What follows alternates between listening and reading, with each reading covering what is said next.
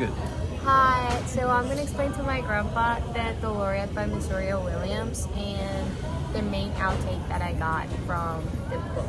So the Laureate is a dystopian novel and it follows Dolores and her family who are living in the aftermath of like a catastrophe. So like the world has ended and her family are the only survivors. And the major, who is like the big power figure, is just trying to make everything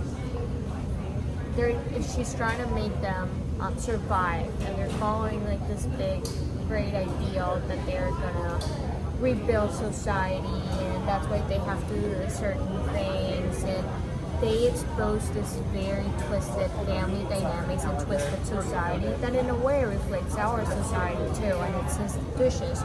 So the book itself and the story paints criticism to people and to people's ability to create but also to destroy.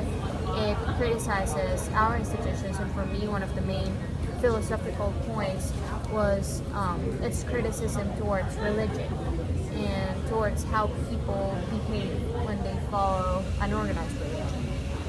And this I got because early in the novel you have like this grim picture of how the remnants of society just cling to like religious practices, and just how people today they endure through hard times thanks to faith. And when you go to church, it's like you have to keep going, and even if your world has ended, you have to keep going because it's all part of a greater plan, and it's all part of it. The suffering of everything. Yes, like the suffering is all for, I don't know, actually. And you will be rewarded. Exactly, like that's the whole idea. And for me, Williams is criticizing that. And there's this quote that I got from the book that it can make you understand that criticism that I got. In page 211, she said, "Nothing that followed the disaster had been as terrible as what preceded it. The lonely, stinging mess of the world, the heat, the noise, the uproar, the sludgy poison clouds. The history of the world was the history of God trying to kill it off." That last part right there, the history of the world was the history of God trying to kill it off. Like, this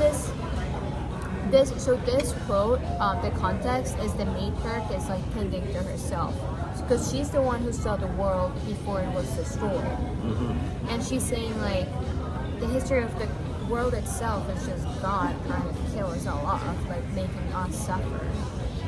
And this is like a criticism towards that notion of like using blind faith as like a coping mechanism for suffering. When you were saying like suffering is for redemption, and also this role in how the role of fear in religions, like they're just in the book, they're all following the matriarch's vision, and they're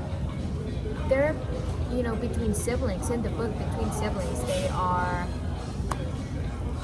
like, in the fight? No, they don't get into fights. They like not procreate, but like between siblings. Reproduction? Incest. Yeah. So they do incest, and they do sacrifices, and they are really, really, really like mad. Like it's a very twisted family. But it's all part of the vision. And if they suffer and if something happens, it's because it's all part of the greater vision that they're gonna reconstruct society and take the matrix vision to real life. I know, it's twisted.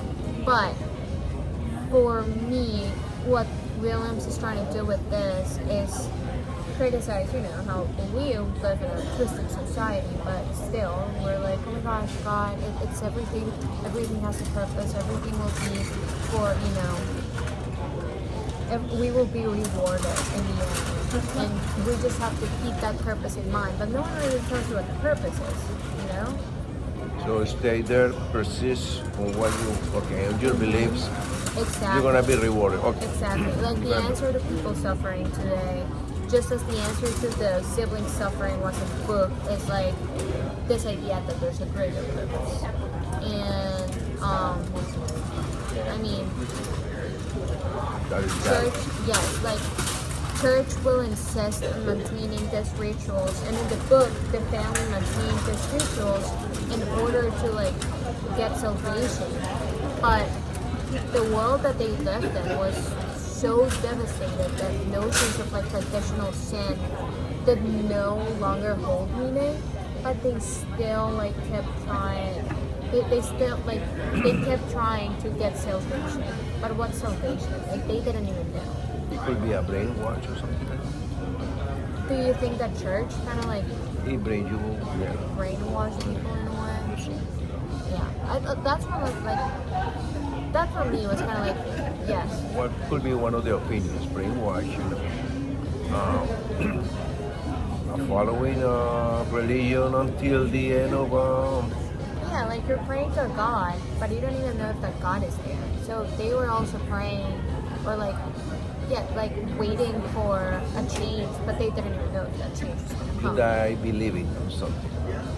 Yes, you die believing. So it's like, is it worth it? That's one of the main questions that I got. Like it's like, and especially after in class we were discussing about this, and I didn't know. And the writer, she grew up in a very like Christian household. So maybe this is kind of like her trauma dumping and just being like, this is what I went through being in a very Christian family. Some people got tired of waiting for redemption, or some people, after so many sins, probably, they never probably recover, or they don't hear one like an answer from God. Mm-hmm. They got old, and they're still waiting, and they are about to die, and they're still waiting. That's what happened with the major. Like she kept, making all of these efforts to achieve this great plan, and I feel that towards the end she was very disappointed in everything that happened. Like her kids hated her, the world was still mad. So it's like, yeah, like is it worth it? I think that's one of the main questions that you can make yourself. Like, is this whole thing worth it? Just believing and keep going, even if you don't know where you're going. Exactly. Because no one came back from that until it was behind life, was after life, beyond the life. Okay. So you have to keep believing. I guess.